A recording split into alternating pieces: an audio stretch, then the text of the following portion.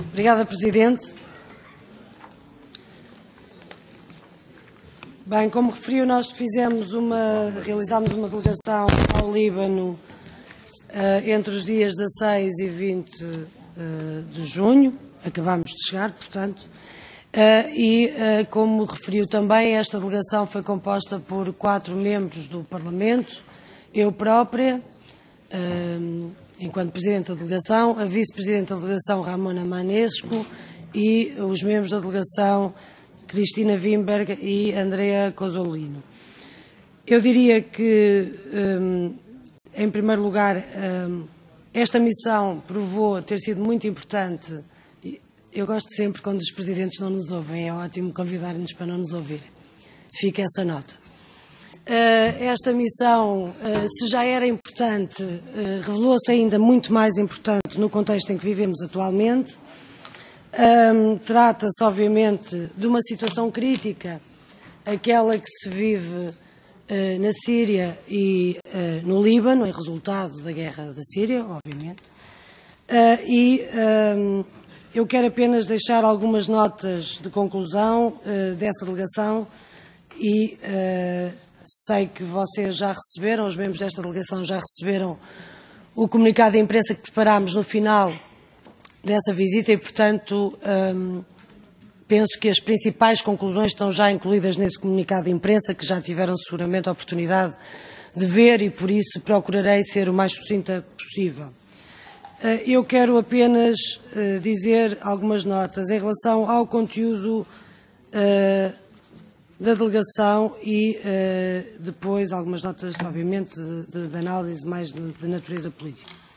Relativamente ao conteúdo e ao programa da delegação, nós tivemos a oportunidade de realizar 2 dias dedicados à situação no Líbano e 1 dia dedicado à situação na Síria.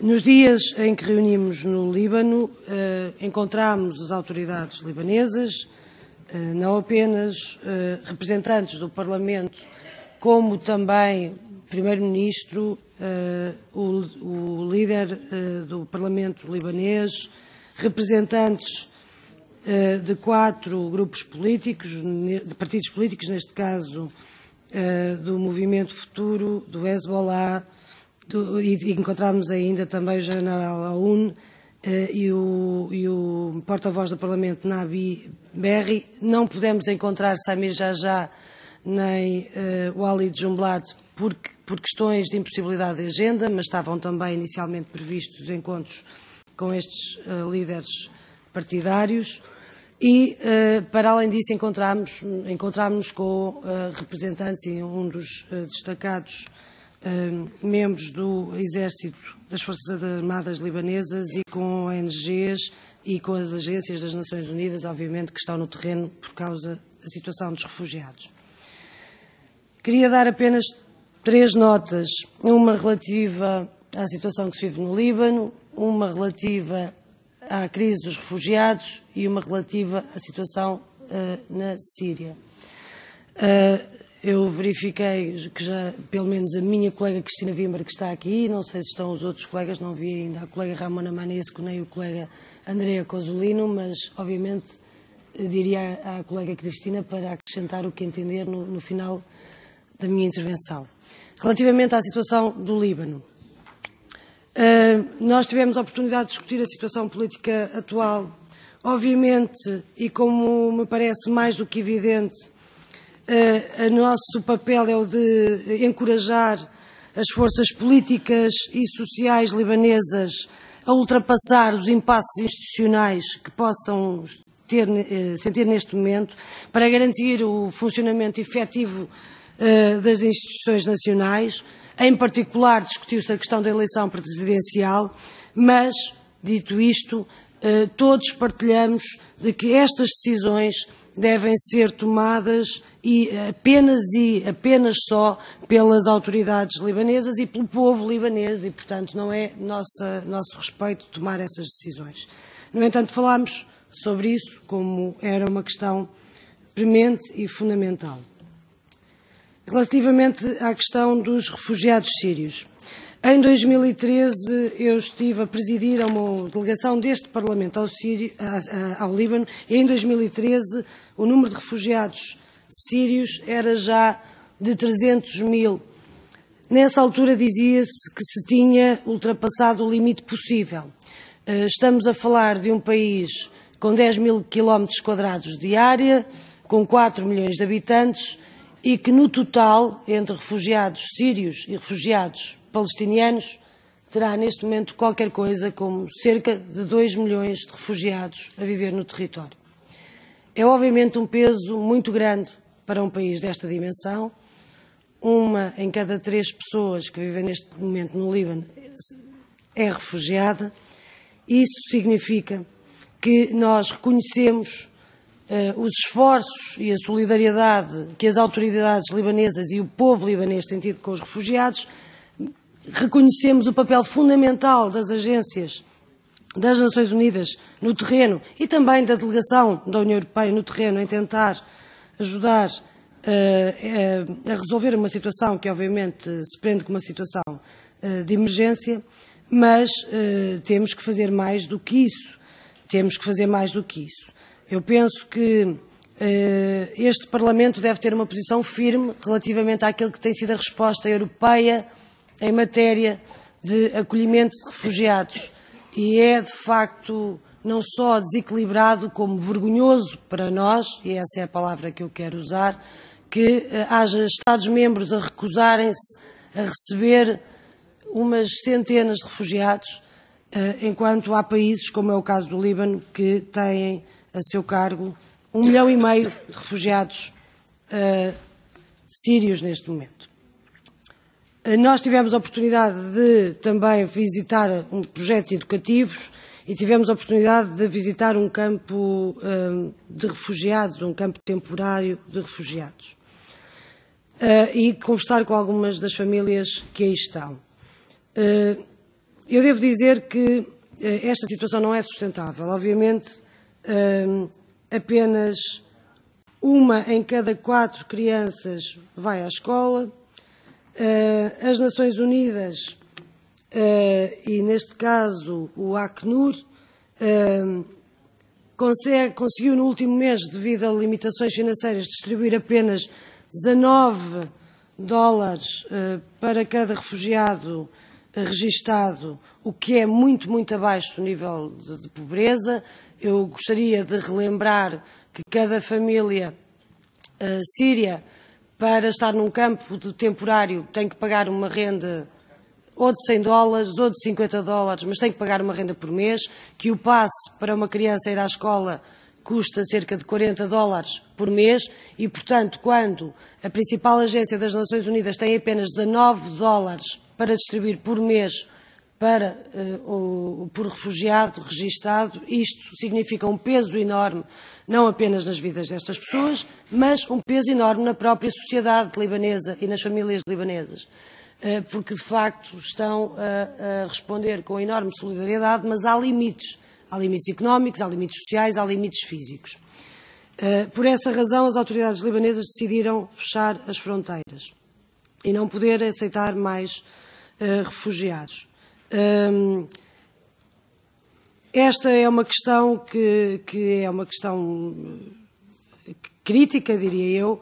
As Nações Unidas e alguns dos peritos com quem reunimos dizem-nos que poderá não ser uma solução realista na medida em que o Líbano está rodeado pela Síria, pelo mar Mediterrâneo e por Israel, mas seja como for, a pressão da situação que se vive na Síria, obviamente, faz-se-á sentir muito na sociedade libanesa. A nota que eu queria aqui deixar, e isso está no nosso comunicado de imprensa, é que, de facto, tendo em conta os grandes esforços e a solidariedade, quer das autoridades libanesas, quer das famílias libanesas e da população libanesa, tendo em conta as dificuldades financeiras gravíssimas que enfrentam as agências das Nações Unidas que estão a trabalhar no terreno, tendo em conta tudo isso que eu acabei de dizer, tem que haver necessariamente um esforço muito maior por parte da União Europeia relativamente a esta situação, nós não podemos simplesmente fechar os olhos. E se nos respondem que a questão é falta de dinheiro, eu não estive aqui na discussão anterior com a Sra. Mogherini, mas li ainda ontem o comunicado relativamente às decisões de terem sido destinados 12 milhões de euros para o patrulhamento.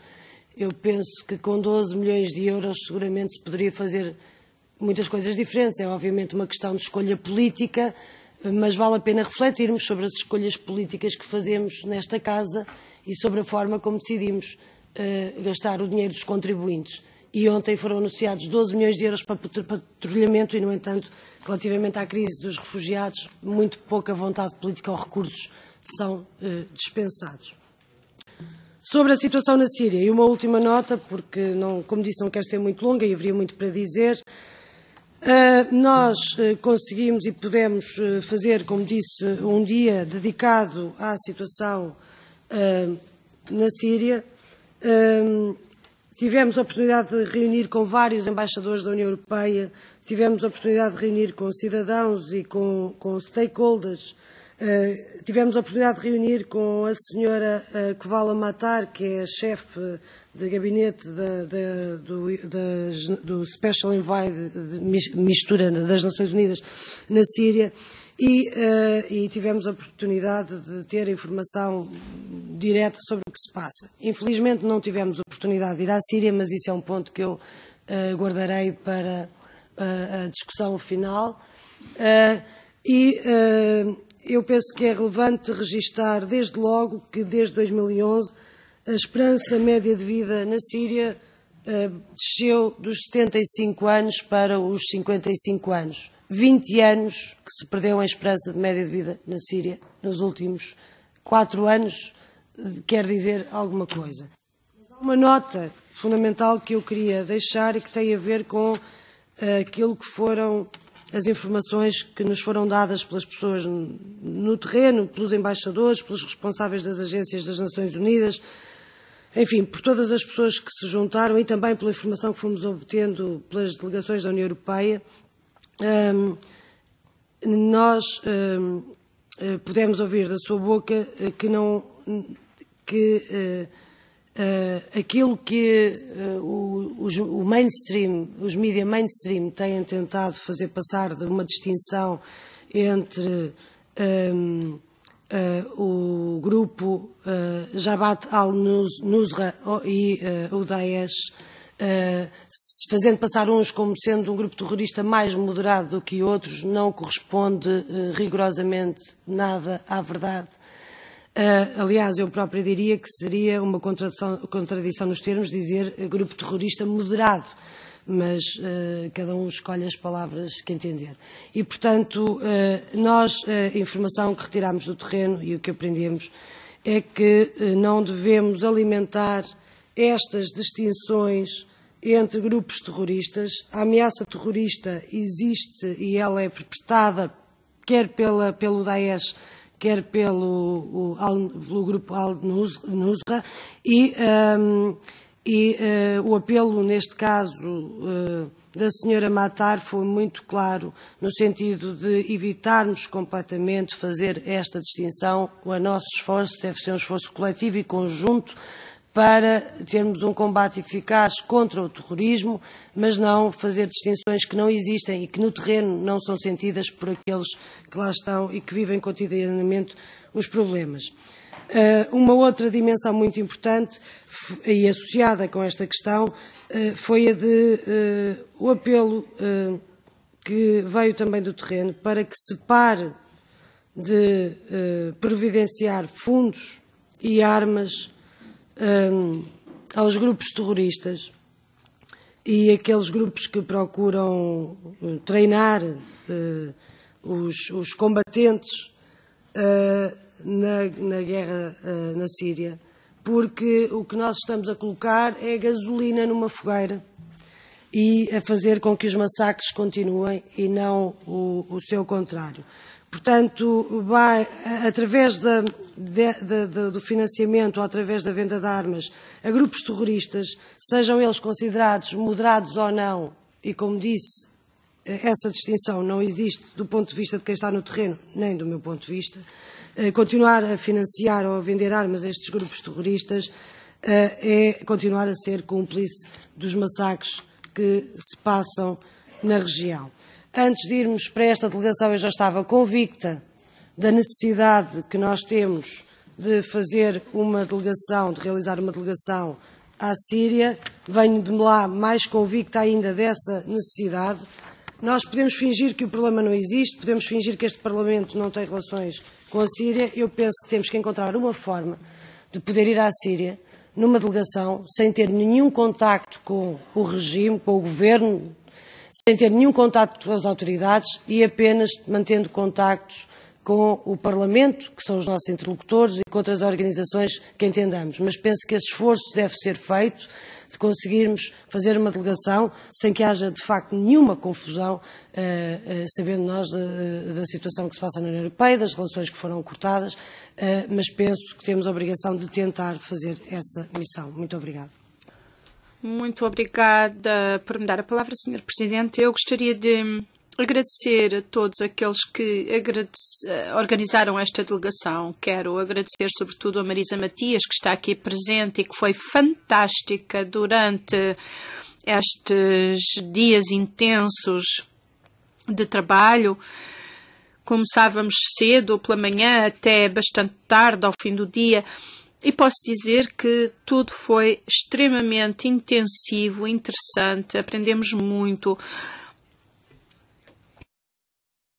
Houve também encontros delicados e emocionantes. Tivemos com o Primeiro-Ministro, com várias organizações, da ONU, a Acnur, e todos estes encontros foram extremamente importantes.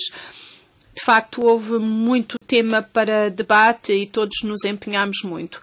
Aquilo que os deputados me disseram foi que o Líbano é uma bomba relógio. Um outro deputado disse-me que era como se o Líbano tivesse um cancro, que estavam a viver uma catástrofe. 1,5 milhões de refugiados. Houve o encerramento das fronteiras, há falta de água, a crise é enorme e precisam de ajuda. Nós não dispomos de recursos, mas a verdade é que o que eles têm não basta. Temos de fazer alguma coisa. Estivemos com pessoas que nos disseram que chegaram muitos refugiados em pouco tempo, que há um problema de integração, que há um problema de emprego. Por conseguinte, é um problema que traz o outro, tudo em cadeia. E como indicou a Marisa, 1 em cada 4 crianças refugiadas, só 1 é que vai à escola, e a educação é extremamente importante para as crianças. Nós temos de aproximar-nos de uma criança de 13 anos que vive num campo de refugiados e que pode ser uma vítima, pode juntar-se a associações terroristas. Temos de trabalhar para evitar que as pessoas in loco, por falta de instrução, acabem por cair nestas redes. A FAO, por exemplo, está a lançar projetos para libertar pessoas originárias da Síria para que possam aprender a trabalhar no âmbito do projeto, dando-lhes uma perspectiva de futuro. E, tal como já foi indicado, houve um fluxo muito intenso de refugiados. A situação é desesperante, é assustadora.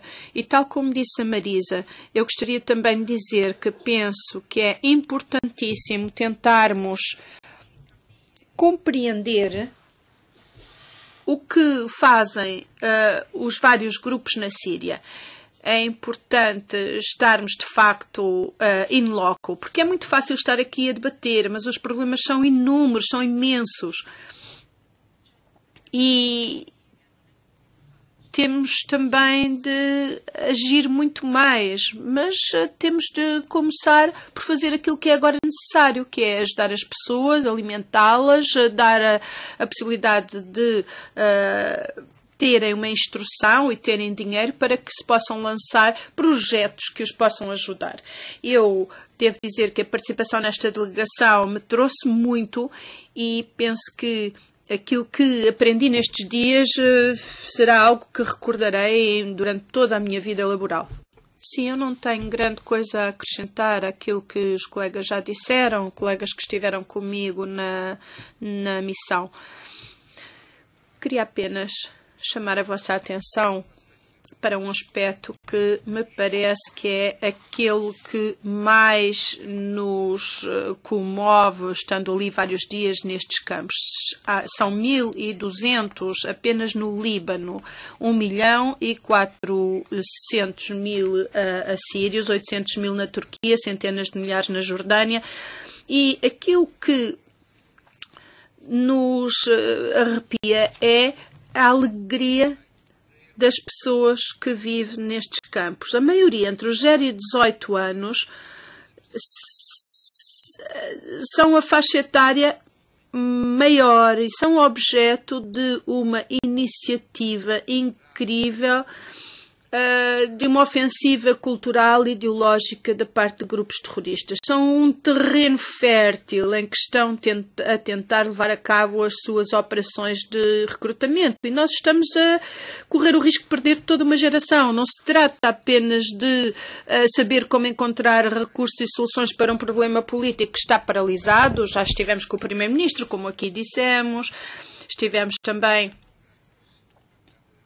a informação de que o próximo comandante do Exército levará também a um conflito político, portanto, um equilíbrio cada vez mais instável no Líbano, mas que a situação nos campos pode ser explosiva, sobretudo para esta jovem geração. Ora, será possível imaginar, no quadro da política de vizinhança, uma nova capacidade da Europa para dialogar sobre estas realidades com estes povos nestas condições, sobretudo lançando um grande projeto europeu para os jovens, para evitar que esta geração se perca definitivamente, e muito especialmente as crianças, e tentar construir uma conferência em que poderíamos ser nós, a Europa, os promotores, junto com outras estruturas internacionais, a Unicef, outras, que possam lançar um projeto que, de facto, possa combater essa realidade. Eu penso que essa é uma escolha que devemos fazer. Dispomos de muitos recursos, não são poucos neste momento,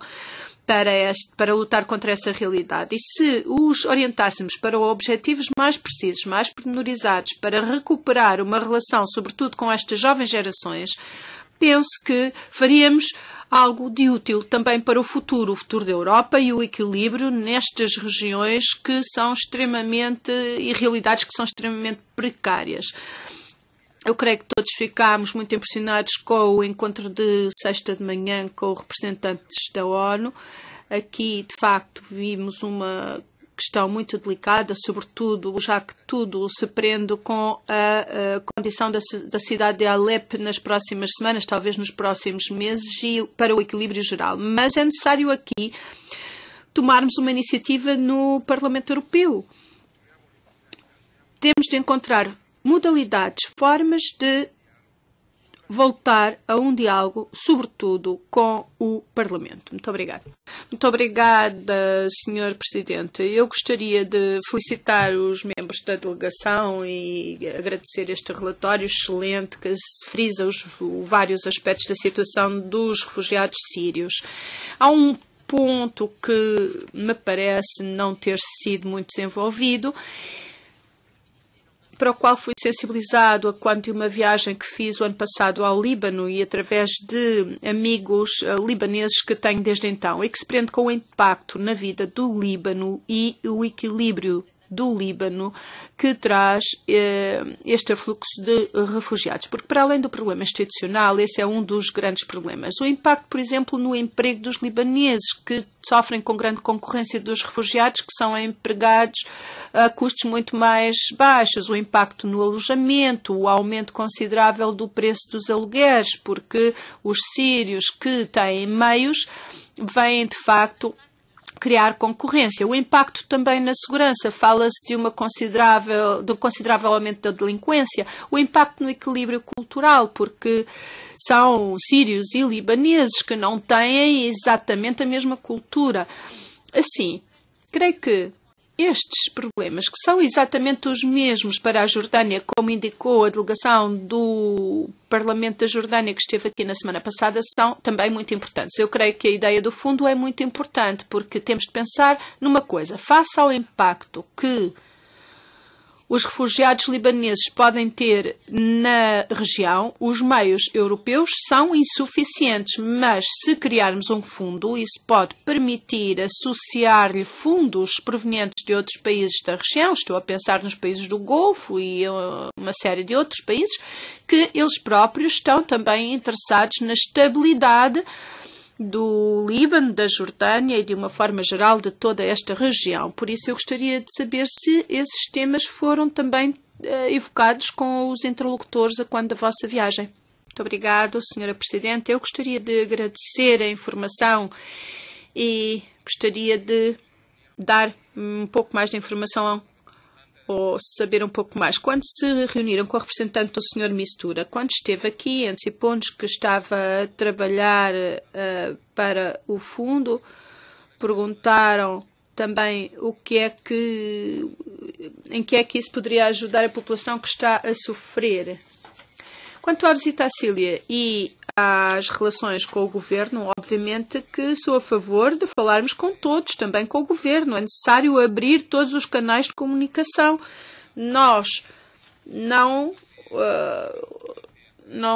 somos como a Arábia Saudita, que despreza a mulher, decapita, despreza-se partidos políticos. Mas nós falamos com eles, colaboramos, apesar de estarem inclusivamente a financiar os seus terroristas integristas que atacam também na Europa. Ora, então, temos não só de apoiar esta viagem, como falar com todas as pessoas implicadas no conflito, porque é a única forma de o solucionar. Eu estive na Síria, 4 pessoas, também falei com várias pessoas, e como pessoas que não é habitual falar. É muito importante analisar a situação. E a única forma de evitar um holocausto, matar centenas de milhares de pessoas, apoiar Sua Excelência Bashar al-Assad, é a única forma de evitar uma catástrofe. Podem gostar ou não gostar dele, mas têm que compreender uma coisa. As armas que vão para vão para o califato. 3 dias depois já estão no califato. E o que é que propõe? Uma nova conferência? Uma nova conferência. Temos é que ajudar a única pessoa que quer uma Síria diferente. Nem sunni, nem shia, não cristão. Uma Síria multicultural lá. E Sua Excelência Bashar al-Assad, e temos que apoiá-lo agora. Daqui a 6 meses já é tarde demais. Muito obrigada. Obrigada, Presidente. Relativamente, eu queria agradecer todos os seus comentários e as informações complementares que foram dadas pelos colegas que estão na delegação. Relativamente a esta última questão, eu devo dizer que, tal como disse relativamente em relação ao Líbano, me parece que o futuro da Síria caberá ao povo sírio e a mais ninguém. E, portanto, e daí a importância de que se reúnam as condições necessárias para que essa decisão possa ser tomada pelo povo sírio. E daí a importância e a questão fundamental de se encontrar uma solução política para a situação que se vive na Síria e não ajudar a incendiar ainda mais a guerra que se vive na Síria. Eu penso que essa é uma linha óbvia. Falou na possibilidade de realizar uma terceira conferência, eu não sei se percebi bem, peço desculpa, não sei se estava a referir a Genebra 3, não sei se era sobre isso que estava a falar, porque não percebi bem a pergunta. Eu diria que não devemos avançar para nenhuma Genebra 3 sem dar seguimento concreto a Genebra 2.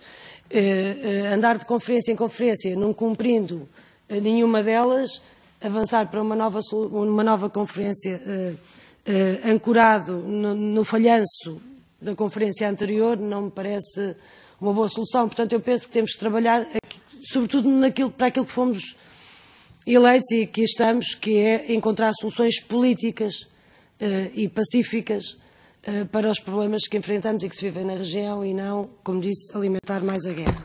Relativamente à questão que foi colocada na primeira intervenção, sim, o impacto na vida do Líbano é uma dimensão fundamental e debatemos muito isso.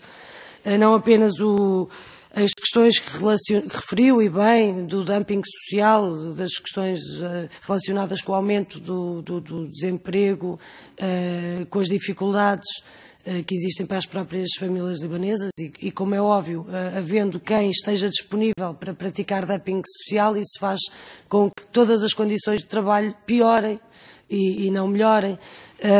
Nós soubemos no caso dos refugiados sírios com quem falamos, por exemplo, uma criança pode trabalhar um dia inteiro a recolher 25 quilos de metal para receber ao final do dia $1. Ou uma mulher trabalhar 10 horas ou 12 horas na agricultura para receber ao final do dia 7.000 libras libanesas. O que é muito abaixo, obviamente, de um preço justo, de um valor justo para se pagar por um dia de trabalho. E estas crianças trabalham porque não têm acesso à escola, e daí a importância do que referiu o colega Cozzolini e a colega Wimberg, a importância de garantir que as crianças possam ter acesso à escola. Se apenas uma em cada 4 tiver acesso à escola, vai estar a trabalhar um dia inteiro para receber $1 por dia. Obviamente que é uma pressão muito grande que é colocada na sociedade libanesa. Não só pelas questões do dumping social, os impactos no alojamento, como referiu, e bem, as questões relacionadas com a água, com a eletricidade, com a acumulação de resíduos, tudo isso são problemas, porque eu vou fazer apenas um exercício, que é um exercício, obviamente, que não é muito exato, mas eu penso que nos pode fazer pensar sobre o impacto da população refugiada no Líbano. Como disse, o Líbano tem 10.000 km² de superfície e tem 2 milhões de refugiados, entre palestinianos e sírios. Se eu fizesse essa transposição para o meu país, para Portugal, que temos 100.000 km² de superfície, significaria que era o mesmo que ter 20 milhões de refugiados em Portugal, em termos da densidade populacional que isso traz. Mas, se não fizer o exercício pela superfície do território, mas fizer o exercício pela população, num país como o meu, que tem 10 milhões de habitantes, significaria ter 5 milhões de refugiados, porque é metade da população. E, portanto, o equivalente a metade da população. E eu penso que é este esforço que também devemos fazer para perceber, e bem, como referiu, as questões que se colocam a nível também da segurança, com certeza, do equilíbrio cultural, tudo isso foi discutido e será um ponto fundamental no relatório que vamos apresentar. Relativamente à questão da visita da delegação à Síria, eu também concordo com o colega Coso, que devemos falar com todos. Não há soluções políticas sem se falar com todos os que estão envolvidos, nem há solução pacífica sem se falar com todos. Mas as instituições europeias e os governos europeus decidiram unilateralmente cortar relações com o governo sírio. E o apelo que eu faço a esta delegação é que eu saiba, o Parlamento Europeu não cortou relações com o Parlamento sírio. Pelo menos não fui informada. E, nesse sentido, o mínimo dos mínimos para iniciar qualquer tipo de contacto e de delegação e de relação com a Síria, uma vez que nós continuamos a manter a Síria dentro da delegação de Mashrek, continuamos a falar da Síria aqui, portanto, se continuamos a falar deles, talvez a melhor ideia seja falar com eles, em vez de estar sempre a falar deles sem falar com eles. E o apelo que eu deixo, e que faço mais uma vez, é de que se encare com seriedade e o respeito mínimo a possibilidade de podermos fazer o nosso trabalho, e fazer o nosso trabalho em condições é falar com todos os nossos interlocutores, e mesmo que tenha havido um corte de relações unilateral com o governo sírio, nós temos o direito e o dever de falar com os nossos interlocutores do Parlamento sírio e deixo esse apelo. Quero apenas deixar uma última nota, aproveitando o facto de que o Sr. Presidente está neste momento com os auscultadores. Eu não sei se o senhor fala todas as línguas, se fala italiano, português, sueco, ou se fala mais línguas ou não sei se sabe tudo já sobre a Síria e sobre o Líbano, mas eu gostaria de lhe dizer, Sr. Brok, que é o mínimo da boa educação, respeitar-nos uns aos outros. Eu ouço nesta casa muitas vezes muitas coisas com as quais não concordo, mas ouço-as e acho lamentável que o senhor nos tenha convidado para vir aqui fazer um relatório e não tenha sequer se dignado a ouvir o que viemos dizer. Deduzo que já saiba tudo, ou então, se não sabe, fala todas as línguas que aqui foram faladas, mas faz parte da boa educação, porque em democracia nós falamos, ouvimos o que gostamos e o que não gostamos, mas não tratamos de maneira diferente as pessoas que convidamos, e eu não me atreveria a convidar ninguém para falar na delegação de Mashrek e depois por aí simplesmente ignorar o que essa pessoa lá iria dizer. Cara colega, eu posso lhe responder, é a prova de que eu ouvi. Sou alguém que até escuta muito bem, mas poderia também criticar a sua pergunta relativamente ao que se faz em viagem. Nos últimos 12, 14 meses eu estive 2 vezes no Líbano, nos campos de refugiados, uma vez sozinho, uma outra com uma delegação da Comissão dos Assuntos Externos. No Líbano há também campos palestinianos, só porque, devido à experiência, nós sabemos que não se criam campos de concentração do outro lado, por isso traz um acréscimo de problemas. E o facto de, num país com 4 milhões de habitantes, haja 1,3 milhões de refugiados, entretanto deve haver mais 1 milhão, torna a situação dramática no país. Um país que é ele próprio vítima de guerras de proximidade e por procuração. E nós vemos os debates que há com os parlamentos em loco e para tentar resolver o problema. Desde há 13, 14 meses não há presidente no país porque os 2 partidos cristãos não chegam a um acordo quanto à Constituição. Na última viagem, há 2 meses, tivemos negociações intensas com o Partido Cristão para que chegassem a um acordo quanto a um candidato para que o país tivesse um presidente finalmente. Tivemos contactos intensos com o anterior representante do Hezbollah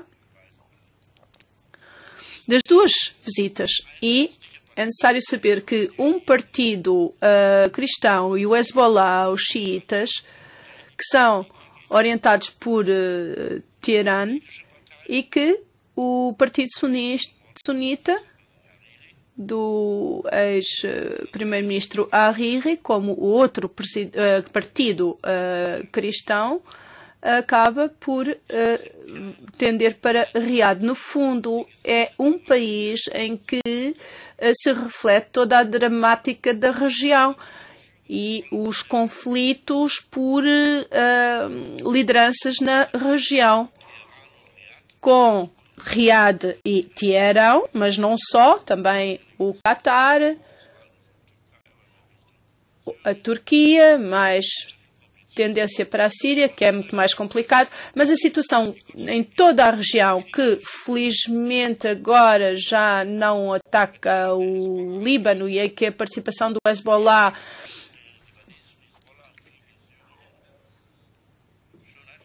já é um facto, com as tentativas de, através de Alepo, também ativarem o ISIS na direção do Líbano, que dentro do país também estão a tentar criar essa ligação. Portanto, a responsabilidade de Riad e Teherã foi uma questão para a qual chamámos a atenção durante a nossa semana mais recente, com o ministro também, no que toca ao Líbano, mas muito especialmente Iraque e Síria. e que é necessário quebrar esses eixos do mal.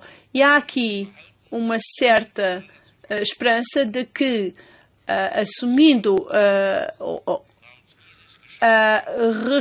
não assumindo a responsabilidade, se esteja a criar um monstro que se chama ISIS, que ninguém consegue ter sob controle.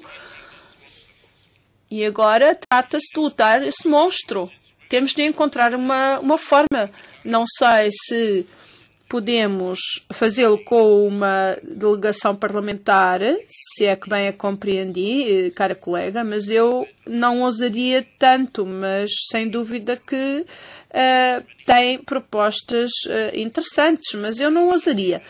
E quando vejo como o governo com o qual tenta entrar em contacto com a Síria fazem também atentados contra a sua própria população civil,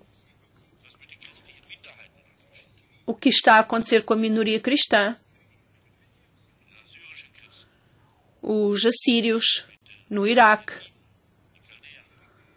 na Caldeia e muitas outras minorias. São, de facto, acontecimentos dramáticos que estão todos interligados. E há problemas sociais num país como o Líbano, em que ainda está bem, porque a Jordânia está bem pior. Se quisermos controlar esta situação, temos de assumir uma grande tarefa política. E por isso penso que, e devo dizer isto com toda a diplomacia, que temos de resolver este problema. Nós não fomos coroados de êxito na Síria porque na fase inicial da guerra não houve contactos sensatos. Houve uma rejeição em controlar Assad. Um facto, o Iraque está nas mãos dos americanos. Mas penso que, em conjunto, temos de analisar bem a situação e penso que só então estaremos à altura de contar com uma cooperação entre a delegação e o Serviço de Ação Externa de uma forma positiva. Muito obrigado pela sua atenção e passamos ao ponto seguinte da ordem de trabalhos. Bitte, Frau. Faça favor, Sra. Matias. Obrigada, Sr. Presidente. Eu compreendo a sua posição, mas eu acho que não nos basta olhar sempre para o que se passa no terreno da poltrona e analisar as responsabilidades dos outros, os que estão na Síria, os que estão no Líbano, as responsabilidades de Riad, as responsabilidades de Arão. Eu peço-lhe imensa desculpa, mas eu estou aqui para trabalhar das responsabilidades da União Europeia e das instituições europeias, e é para isso que estamos aqui. E, portanto, ou queremos, de facto, ter em conta e assumir as responsabilidades da União Europeia, fazer uma avaliação e fazer mais qualquer coisa, para além de resoluções, de declarações, ou pior do que isso, ir ao terreno apenas para confirmar aquilo que já temos dentro da nossa cabeça e não aprender rigorosamente nada e mantermos exatamente os mesmos quadros mentais que já tínhamos antes. Portanto, ou é isso, ou então, se é para isso que aqui estamos, sinceramente, parece-me que é um bocadinho irrelevante a existência das delegações e a existência desta própria Comissão. Nós estamos cá seguramente para fazer coisas em nome das responsabilidades da União Europeia e não para confirmar aquilo que já sabemos em relação ao mundo. E, por isso, dito isto, mantenho, o senhor diz que não é recomendável, não é aconselhável, mas mantenho que o nosso trabalho fica bastante limitado se gastamos os recursos públicos apenas para fazer resoluções e declarações a dizer o quanto lamentamos o que se passa e o quanto os outros são responsáveis e não assumirmos as nossas responsabilidades e não procurarmos ir um bocadinho mais longe do que isso. Cara colega, agora de facto não a compreendi.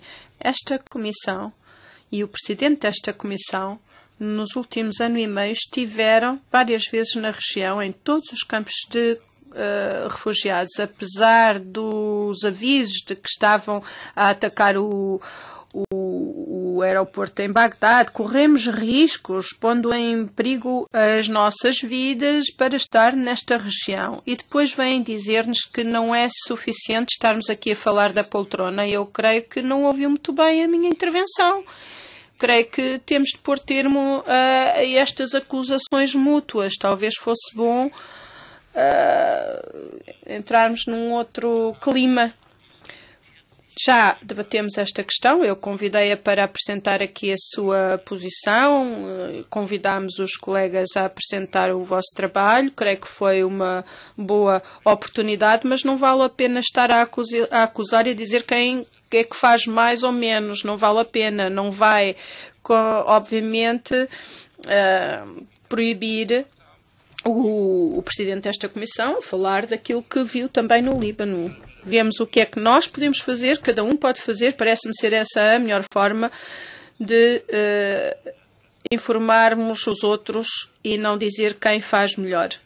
Eu agradeço a todos os membros da delegação, obrigado por terem de facto feito essa delegação, ouvimos o vosso relatório que debatemos, eu também tenho a minha opinião sobre os problemas dessa região, que já apresentei, mas não percebi de facto a sua última intervenção para estar aqui a acusar-nos de estar a falar da poltrona. Obrigado. Peço desculpa, mas eu não acusei ninguém.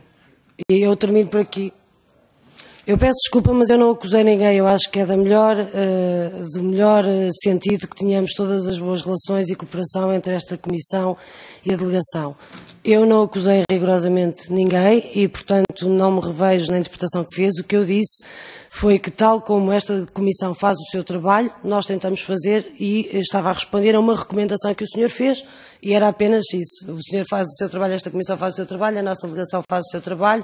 Espero que, em boa cooperação, não se trata de maneira nenhuma de nenhuma espécie de acusação, e se alguém fez alguma recomendação foi o senhor e eu aceitei-a e incorporei-a na minha intervenção, mas portanto acho que não vale a pena porque estamos a falar de coisas diferentes e quero apenas dizer que agradeço a disponibilidade de virmos aqui fazer este relato sobre a delegação, agradeço a atenção dos colegas que estiveram e do Sr. Presidente também, e dizer que devemos trabalhar em conjunto, seguramente, porque há muito trabalho ainda a fazer neste domínio e termino assim. Muito obrigado. Muito obrigada. Eu agradeço as suas últimas palavras. Talvez eu tenha uma alma muito sensível. Eu sou conhecido por isso. Talvez tenha percebido as coisas de uma forma exagerada. Vamos então tentar retirar o melhor do método de trabalho. Muito obrigado pela sua apresentação.